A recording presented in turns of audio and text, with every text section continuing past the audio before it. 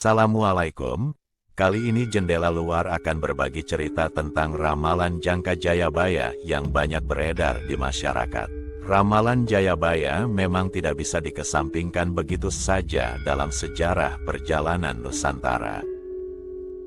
Prabu Jayabaya adalah sosok yang melegenda dan dikenang hingga saat ini.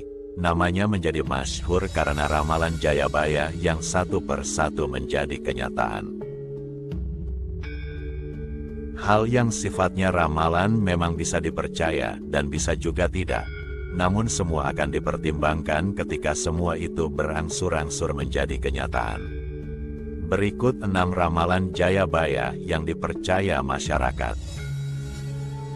1. Bangsa kulit kuning yang melepaskan Nusantara dari kejamnya kulit putih masa penjajahan Belanda di negara Indonesia diketahui terjadi selama 350 tahun.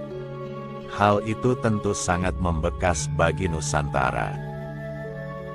Hal itu ternyata sudah diprediksi dalam ramalan Jayabaya yang mengatakan, akan ada masanya datang kulit kuning yang melepaskan Indonesia dari kekejaman.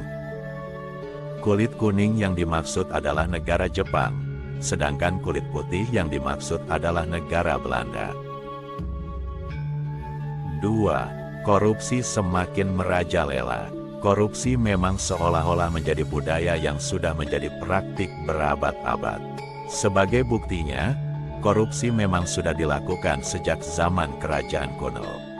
Jadi bisa dibayangkan berapa lama pelanggaran hukum tersebut dilakukan. Namun sebelumnya, hal ini sudah diprediksi dalam ramalan Jayabaya.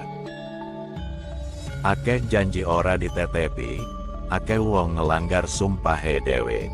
Akeh menungso mung ngutamake duit, lali kemenungsan, lali kebecikan, lali sanak, lali kadang. Artinya, banyak orang yang melanggar janji dan sumpahnya sendiri. Orang selalu menempatkan uang sebagai prioritas dan membuatnya lupa akan kebaikan dan kemanusiaan. 3. Banyak orang ingin kaya secara instan. Sudah sangat wajar terjadi di negara kita. Banyak orang yang ingin memiliki harta berlimpah namun malas bekerja dan mau kaya sekejap mata. Akhirnya menghalalkan segala cara demi gengsi semata sehingga banyak praktik pesugihan di negara kita. Tidak hanya di Pulau Jawa, pesugihan merupakan ritual khusus demi kekayaan dengan berbagai jenis tumbal sebagai penebusnya. Tentu saja ini termasuk ilmu hitam yang dilarang dalam agama. Dahulu kala Jayabaya pernah berucap, akeh wong nyambut gawe apik-apik pada krasa isin. Luwih utama ngapusi, wegah nyambut gawe kepenak-kepenak, ngumbar nafsu angkara murka, enggedekake durhaka. Ramalan Jayabaya ini mengisyaratkan bahwa akan tiba masa di mana banyak orang yang bekerja namun merasa malu dan akhirnya menipu. 4. Kemajuan zaman modern. Prabu Jayabaya memang sudah berpulang berabad-abad silam.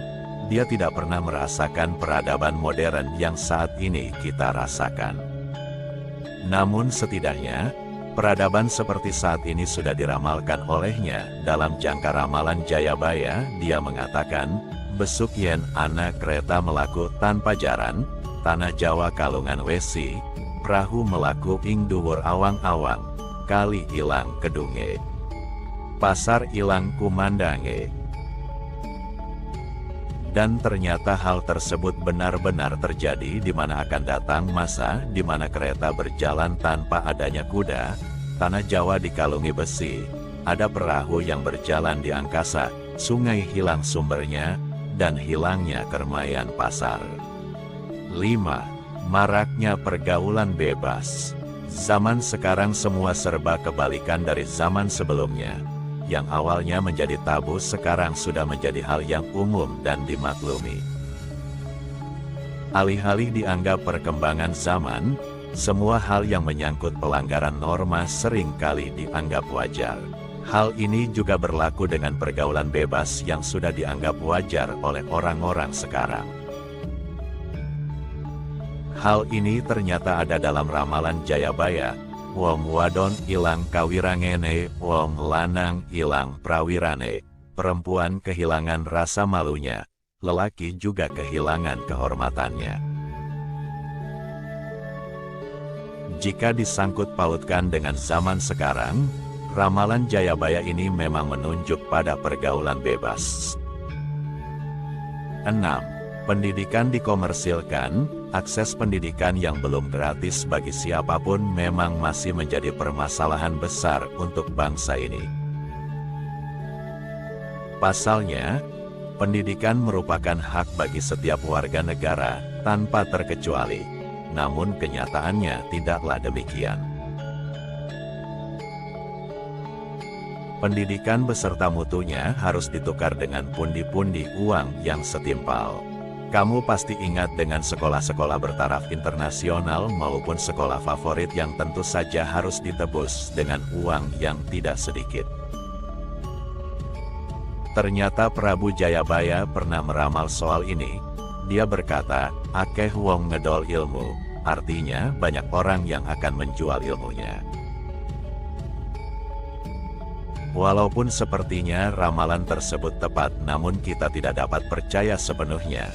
Karena ramalan tetaplah ramalan, semua kita serahkan kepada Allah Subhanahu wa Ta'ala.